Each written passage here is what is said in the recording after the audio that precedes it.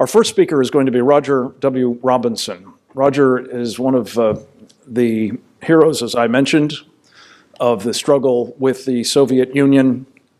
Largely unsung hero at that, but nonetheless, he's going on from there as a senior director for international economic affairs in the National Security Council under President Reagan to launch his own company, RWR Advisory Group. He has also served as the chairman of the Congressional Economic and Security Commission, an incredibly important institution for sort of second opinions on what's going on with the Chinese, especially under his distinguished leadership. He is also the chairman of a very highly regarded think tank, which he helped found in Prague, in the Czech Republic, called the Prague Security Studies Institute. He is speaking to us today in that capacity. Roger Robinson, welcome.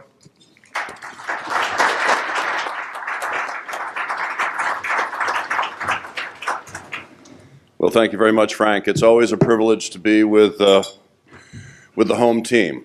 So many recognizable faces from decades of being in the national security space, and it's just a real pleasure to be back with Frank and the team. We're a little bit constrained on time, and so I'm going to try to move through quite a lot in a short period of time, but as Frank mentioned, we're looking at the economic and financial dimensions of China's hybrid warfare activities directed toward the United States and its allies. As you know, there's a lot of attention to this, fortunately now, from Belt and Road Initiative to Made in China 2025. And as we've gone through step by step, examining these initiatives more carefully, we found that, of course, they're absolutely chock-a-block with strategic content. Indeed, the notion that these are benign commercial development projects is luckily been largely debunked. And we're dealing with a very ambitious and sometimes insidious set of efforts. We took it upon ourselves to try to look at this in a more granular fashion. And about 7 years ago, our firm, and I am representing the Prague Security Studies Institute today. RWR is more of an impartial data provider. But that said, we took it upon ourselves to try to track every Chinese transaction outside of China globally on a daily basis. And that data now goes back some 6 years. These are not just being tracked, but they're being visually mapped. And so this is I'm sorry, we are a little bit out of order here, so if I might, I'll see if I can't. Yeah, this is China's global footprint as it exists today, and I mean up to the date. It gives you just a quick visual image of where the intensity of those dots are located. I don't think there's much of a surprise to anyone there. We also try to organize the data in a manner that illuminates specific security-related challenges. If I can go back, for example, we were the first company some 4 or 5 years ago to identify every Chinese state-owned enterprise doing business in the South China Sea, in the building of the illegal islands and militarizing them. And when you look at not just the parent companies, but their networks of subsidiaries, and you blow out that global footprint of where they are around the world, this is what you come up with. So as you can see, these companies are well known, they have large global footprints, and yet, to my knowledge, there's never been one sanctioned by the United States to date, as dangerous a circumstance as this is. As you know, that water weighs $5 trillion a year in trade, and yet so far China's walked without any major penalty. Here's what a global footprint of Huawei looks like. We do this in both city views as well as country views. These are colors are the regions of the world. The number of transactions in various countries dictates the size of those bubbles. China Communications Construction Company. This is the largest Chinese entity in Belt and Road. So its footprint is particularly important. They are the dredging company that helped build the islands. There's a lot of stories about this. They tried to go to the Hong Kong Stock Exchange for an IPO on $1 billion, and luckily we played a role in trying to interdict that deal by the very fact that they were unwilling to disclose their activities in the South China Sea as being controversial and worthy of material risk consideration in the prospectuses. Why? Because, of course, these are illegal activities. They're sanctionable. There's legislation for Marco Rubio and others that's pending right now that could sanction. And yet, CCCC, when they were confronted by the Hong Kong Stock Exchange, demurred and said, no, this is the same as Exxon drilling off of New Jersey. There's no controversy here. We're not going to register this as a risk. And finally, with the threat of class action lawsuit, Hong Kong Stock Exchange insisted, and they withdrew the IPO and that $1 billion rather than to have to admit or disclose the fact that they were engaged in disputed, controversial activities. This is important because it gets down to how we're going to help resolve this issue, not just through sanctions, but market principles. I mean, what about disclosure, transparency, proper risk management, good corporate governance, protecting of share value and corporate reputation?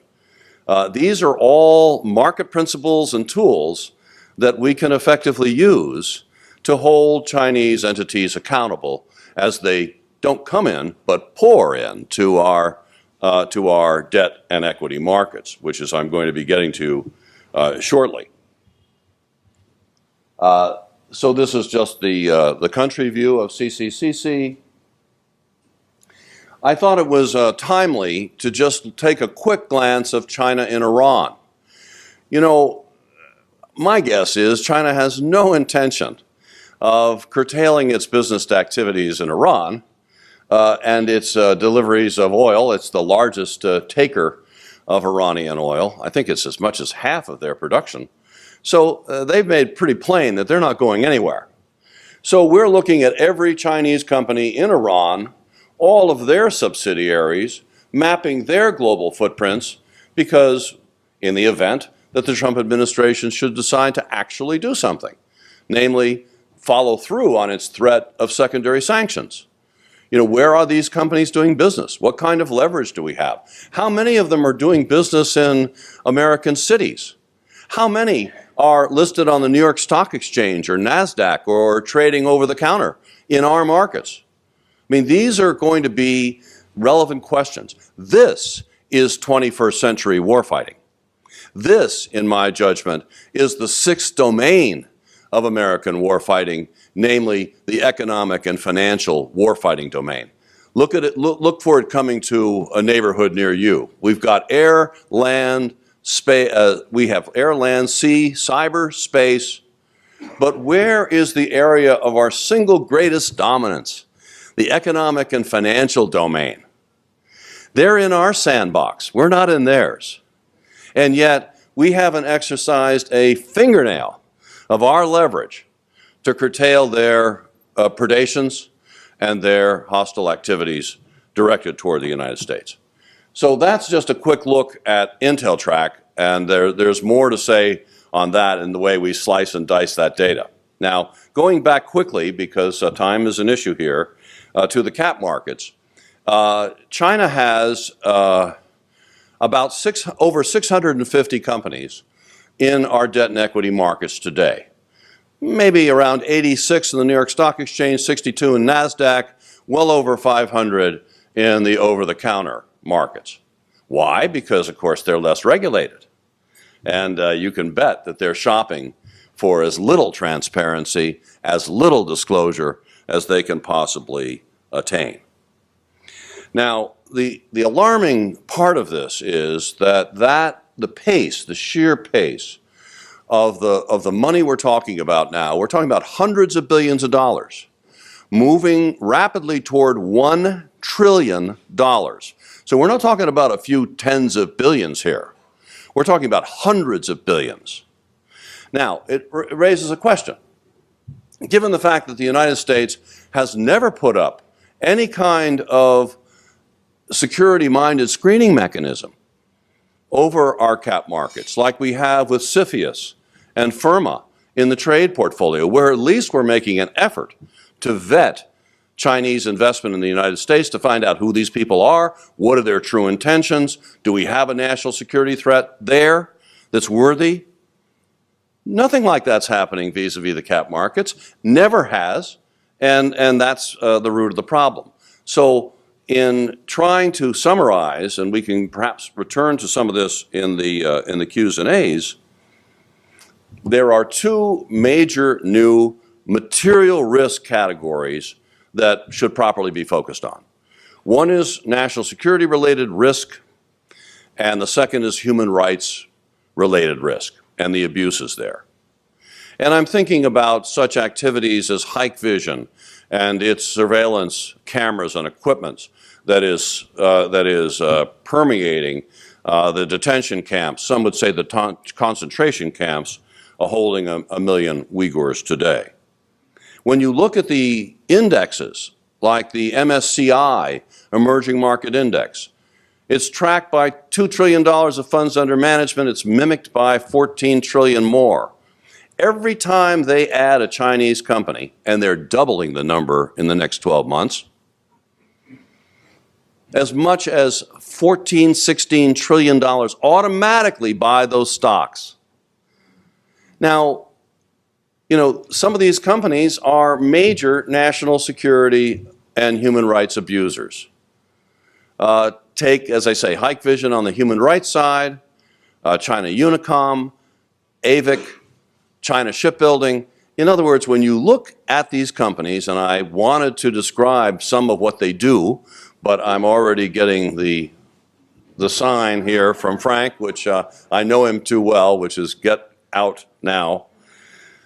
That said, perhaps we can return to who these folks are. But let me assure you that those profiles are very troubling. I mean, these are very risky entities on the part of those who look at risk, and they are bad actors in the eyes of those who care about national security and human rights.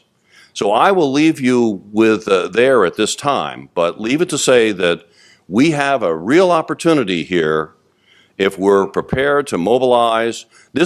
Remember, this is your money. All of us are in the markets. I don't know how many millions, hundreds of millions of Americans, if I mean 180, 200 million Americans have portfolios. We've looked at the public pension systems. We've looked at the mutual funds, the index funds, and so forth. It's not pretty.